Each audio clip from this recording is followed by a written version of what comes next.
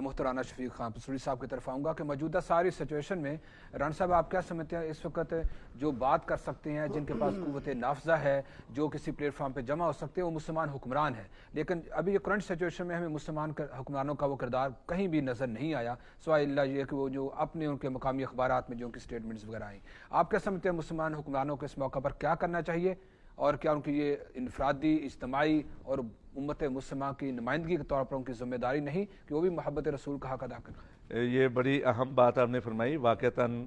اصل ذمہ داری جو ہے وہ مسلم ممالک کے حکمرانوں پر عائد ہوتی ہے کہ وہ نہ صرف یہ کہ خود جمع ہوں بلکہ دنیا کی جتنی اقوام ہیں اور جتنی طاقتیں ہیں ان سب کو اس ایک نقطے پر لے کر آئیں کہ تمام مقدس ہستیوں کا احترام جو ہے اس کو قانونی شکل دی جائے، اور اس کے بارے میں اگر کوئی ایسا لفظ بولتا ہے یا ایسی حرکت کرتا ہے جو توہین کے زمرے میں ہے تو اس کے خلاف سزا جو ہے کٹھن ہونی چاہیے. اور میں یہ سمجھتا ہوں کہ جناب محترم پوپ فرانسس نے جو بیان دیا ہے وہ ایک خوش آئند بات ہے. اس کو بنیاد بنا کر اور ان کے ذریعے سے بھی تمام عالمی طاقتوں کو یکجا ہو جانا چاہیے اور اس چیز کی وضاحت کر دینی چاہیے کہ اظہار رائے کی آزادی اور چیز ہے اور توہین کی آزادی اور چیز ہے. اظہار رائے کیا جاتا ہے اس کے لیے ہے لوگوں کے حقوق کے لیے، جمہوریت کے لیے، لوگوں کے سماجی، معاشی، قانونی حقوق کے لیے آواز اٹھانا، اور اس کی اور اگر کوئی شخص کوئی فرقہ واریت پھیلاتا ہے،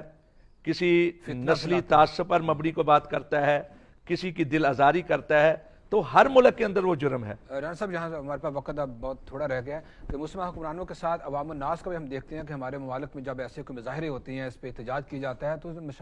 مظاہروں کے اندر تشدد امیز جو ہے وہ بھی ایک ان سے سامنے آ جاتا ہے، گراؤ جلاؤ، بھی مارنے کی بھی، اور کل بھی ایک دو آدمی مطلب ایسے نقصان ہوئے. تو یہ اس موقع پر عوام الناس کو بھی کیا صبر و تحمل کا مظاہرہ کرنا چاہیے؟ دیکھیے عوام الناس کی طرف سے اگر اپنی محبت کا اظہار کیا جاتا ہے تو ایک خوش آئند بات ہے، اچھی بات ہے اور ہونا چاہیے.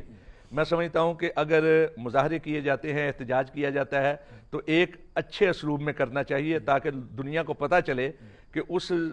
عظیم ترین ہستی کے نام پر مر مٹنے والے دنیا کے اندر کتنے ہیں، لیکن پرامن رہنا چاہیے.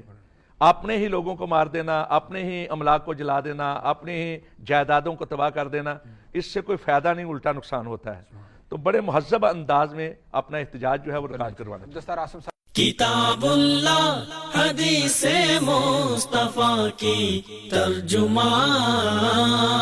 مرکزی جمعیت اہل حدیث پاکستان.